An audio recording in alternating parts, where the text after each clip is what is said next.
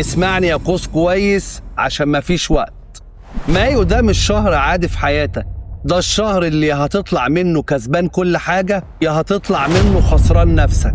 وانا جاي اقول لك تعمل ايه بالظبط عشان تكسب.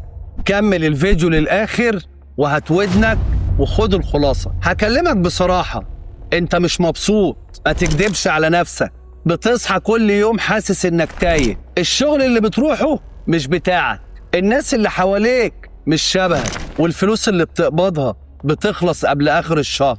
اكتر حاجة وجعاك انك ساكت، حد داس عليك وسكت، حد ضحك عليك وسكت، حد خد حقك وبرضه سكت. بقيت بتخاف تتكلم، بتخاف تاخد قرار، بتخاف تغلط. القوس اللي ما كانش بيخاف من حد بقى بيخاف من ظله. طب وبعدين هتفضل كده لحد امتى؟ بص يا قوس، مايو ده هيحطك قدام 3 حاجات. اول حاجة هتعرف حقيقة شخص قريب منك، صاحب، زميل شغل، واحد انت مأمن له. هتكتشف انه مش بيحبك وانه كان بيتمنى يشوفك واقع. هتزعل طبيعي، بس دي احسن حاجة هتحصل لك عشان هتعرف مين معاك ومين عليك، وهتبطل تضيع وقتك مع الناس الغلط. الحاجة التانية هتجيلك فرصة شغل جديد، سفر، مشروع، او حتى علاقة. المشكلة ان الفرصة دي هتخوفك، هتحس انها كبيرة عليك وكل اللي حواليك هيقولوا لك بلاش، خليك مكانك. بس انا بقول لك دي فرصتك، لو سبتها تروح منك عشان خايف هتندم عليها عمرك كله. مايو بيقول لك خد الخطوة وانت خايف، بس خدها. الحاجة التالتة هتتخانق مع نفسك، هتبقى مش طايق نفسك، مش طايق ضعفك، مش طايق سكوتك. والخناقة دي كويسة عشان بعدها هتقوم، هتفوق، هترجع أقوى. ركز معايا في ال4 حاجات دول عشان لازم تعملهم. نظف حياتك، أي حد تعبك، أي حد بيجي عليك، أي حد مش مقدرك اخرج من حياته. ما تتخانقش، ما تعاتبش، امشي وبس. حياتك مش ناقصة وجع دماغ.